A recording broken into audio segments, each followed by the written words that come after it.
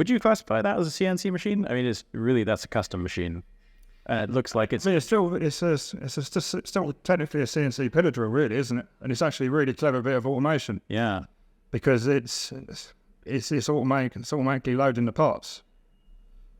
Oh, I love that. Yeah. You know, when sometimes you put a quote in and you're out by a factor of 10 on a line item, this is often the reason why. Like you could make that in a lathe, you could make it even less effectively in a CNC mill, but this is just perfect. I'd love to see the rest of that production process. Yes, it's like a really good makeshift production processor. Yeah, pretty cool. Yeah, that has the look of something they made themselves. I even noticed that it's turning the coolant on and off. So they've even thought about it to the nth degree where they're trying to save coolant, possibly. I wish we had that much time on them. Yes.